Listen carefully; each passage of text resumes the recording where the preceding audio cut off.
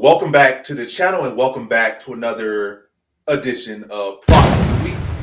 And as always, you got me, King of Crackdown, with Personal Bets, giving you our props for the week. And in this edition of Props of the Week, we'll be doing UFC 327, Prochazka versus Ulberg. So we'll get right to the nitty gritty, right into the props. So first prop right off the bat, we got Reyes Walker to start round 2 at +1. So this fight, the fight to go beyond one round.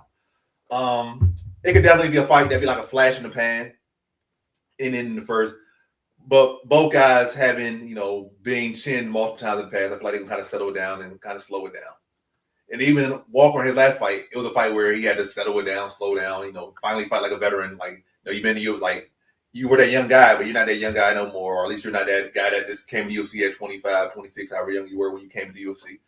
You're in your 30s now, you've been knocked out like 6 times. So you're fighting a hot young veteran in Zhang, and you had to use leg kicks, and it took effect the later rounds. So I feel like Walker can kind of settle down a little bit this round in the first fight. And Reyes can be a guy that go out there and look for the flash early sometimes as well. But Reyes has far more experience going 2-3 rounds, 15 minutes than Walker. So I feel like Reyes fights, could trend more to go to the second round. Probably better for Walker, typically has been first round. But I feel like both guys are going to be guys, kind of settle into the fight a little more. So at +1 for the fight just to make it to the second round, I think that's a good value. I feel like, again, these both guys that have been chin multiple times, so they're not going to go out there trying to chase as much, or they're both going to be a little bit hesitant here at the very least. So I think that could get them beyond the first 5 minutes. So that at +100, I think, is a pretty good value. Next, we got Suarez decision at +120. I think that's a great value right there, given all things, the chances of that. Suarez, like, Godinez could win, Suarez can win. Most likely, Suarez is going to win. Everything kind of leans towards Suarez here. Godinez has not done better, has not done well against better grapplers in her career. She's like, 0-3 against better grapplers. And as far as fighters that have been above her in the rankings, like in that top, she's like 0-4, 0-5. Like, she lost to Hill, she lost to Dern, she lost this, lost that. Like, like 3, 4, 5 fights at this level. Like, she's never seen, when she gets to this level, it seems like she kind of drops the ball every single time. Maybe she might got one win, and it's like to Andrade. Now, like, Andrade kind of coming between weight classes. Andrade on a downtrend, but as far as most active and still kind of in the rankings and stylistically a grappler, again, like 0-3, 0-4. So she doesn't have a good track record here.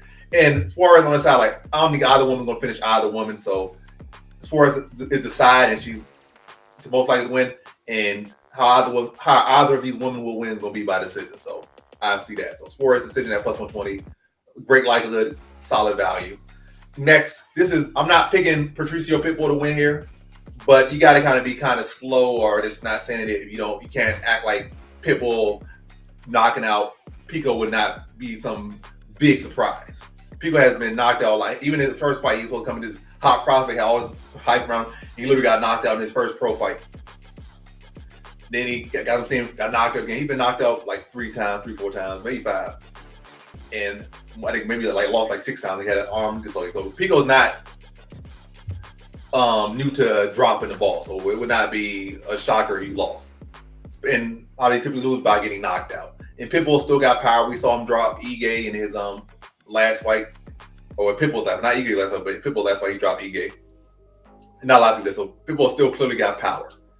So KO round 1 at +1400. So it's not like, oh, this is the prop. This is something you go sprinkle a little change on, and hopefully, not hopefully, but I guess hopefully, everybody trying to win money. So this throws some on it, and there's a chance that it's going to hit, and it's a great hedge because Pico, when he loses, not like he typically loses like, oh, he gasses out in the 4th round, and he gets choked out in the 5th round. Like, that's not his thing. He's not Chael Sonnen. He's not getting caught in triangle.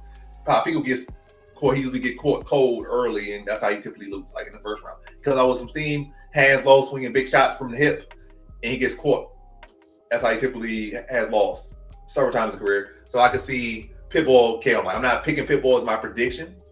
I'm not money lining Pitbull, but is a potential, this little hedge, put a little sprinkle on it. Pitbull by KO in round 1 at +1400. I think that's a phenomenal value for something that's, definitely very clearly in the realms of possibility, like very much in the realms. It's a pretty good chance to happen. If Pitbull does win, it's most likely going to be that way. So I feel like it's like I'm gonna say it's like a 35% chance. So at +1400, but 35% chance, I think that's pretty good in my opinion. Pretty great. Pace. Yeah. Then the next one got Prado KO at plus 240. Um, yeah, I just feel like Raki, he's not a guy that fights safe, and that could be his own detriment. And I feel like also he's a guy, he's not a decisionator. He's not a guy that fights safe. So I feel like, and he does got power zone. He does got can strike a little bit zone. So all those things will lead to him probably standing too much with Prado or giving Prado too much opportunities to strike with him. And that's why Prado is just a more lethal striker and also very durable. Prado has lost sometimes, but Prado, one thing about him, he has a big blockhead. Rarely have ever seen him really hurt on the feet. Hard to put away. If I say his grappling not the best, not this. Like he has never been submitted. He's been with better, better grapplers than Raki. He has never been knocked out. He's been with better strikers than Raki. So at the very least, Prado is tough. And Raki, all his fights have been finishes so far in the UFC. He's been KO or submissions. And Prado has never been KO or submitted. Whereas Raki has been submitted, been KO like 2 or 3 times in his career in the UFC. So I feel like it's a fight that seems like it's going to end in the distance. And only one of them has been finished in their fights, and that has been Raki on numerous occasions. So Prado by KO at plus 240, I think, is a great prop. And then last but certainly not least, one of the more likely props, we got Gamrot by decision at minus 120. Yeah, Gamrot has several guys that have tried to come, like, Jalen Turner, Fiziev, and some other guy. But there have been the same type of fight multiple times where people are hoping and wishing, that their guy is going to rise to the occasion and beat Gamrot. And Gamrot always beats these guys that are trying to rise to the occasion. Where Gamrot loses, he loses to where he's trying to rise to the occasion. Like when he fights to Charles Oliveira, like he fights a guy that could get him a title shot, he loses those fights. To Oliveira, guys that have been in the UFC for like 10 plus years. To Dariush's, to Dan Hooker, guys that all been in the UFC for 10 plus years, been in top 5 rankings. He'll lose to the guys that's like lower top 15, outside the top 15, primarily strikers like Jalen Turner and Fiziev. He don't lose to those guys typically. Like this. Those are the guys he typically beat. Maybe you say Gurman Kudalazi in his first fight, but outside that, like he's been very consistent at beating these guys that try to rise occasion. And last time, I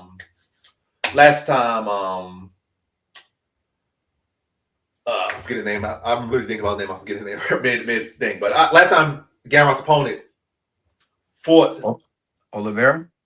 No, I'm saying Gamrot's opponent Rabovic. Last time Rabovic fought a wrestler in Logan Rajabov, he got taken down like 11 times. And Gamrot's the best grappler he has fought by far. He's the highest ranked opponent he has fought by far.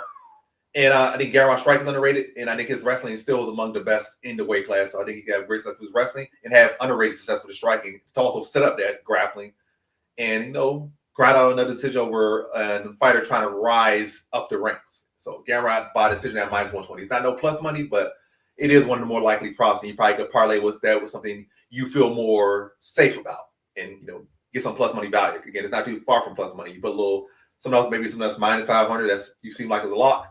You get it plus money, or maybe nothing that's minus 200. Maybe something else is plus 100. You can get some extra value on wherever play you want to play. But those are the 5 props for the week. How do you feel about them, Pro Smo?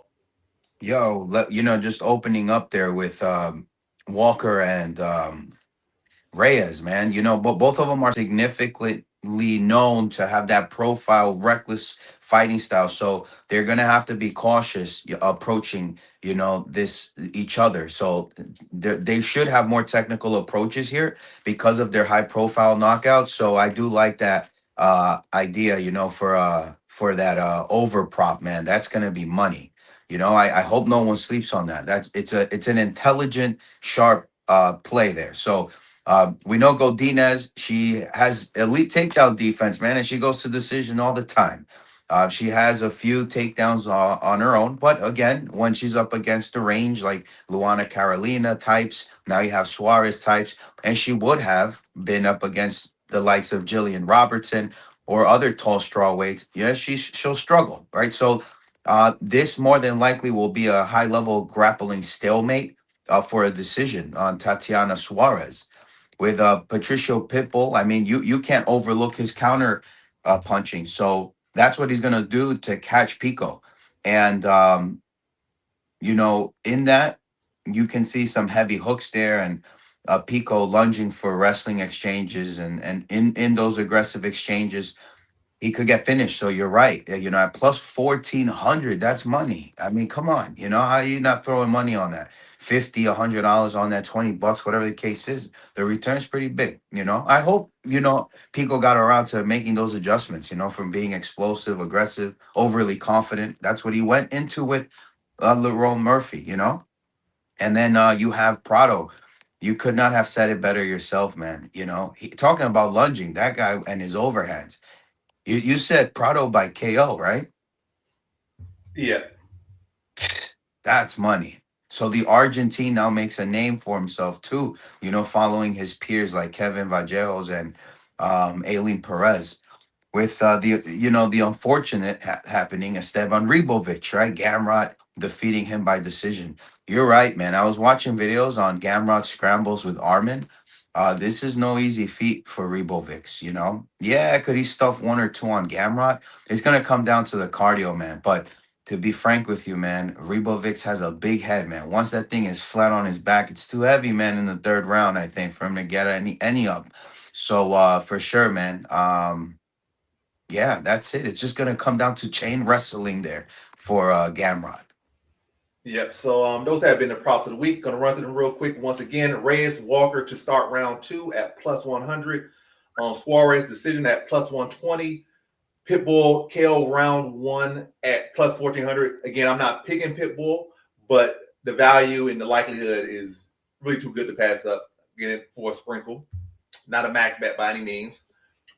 Prado by KO at plus 240 and Gamrot decision at minus 120. And those conclude the props of the week for UFC 327 Prochazka versus Ulberg. And as always, it's been me, King of Crackdown, with Personal Best, giving you our props for the week. Thanks for watching. Like, comment, and subscribe, and come back for more videos. Peace.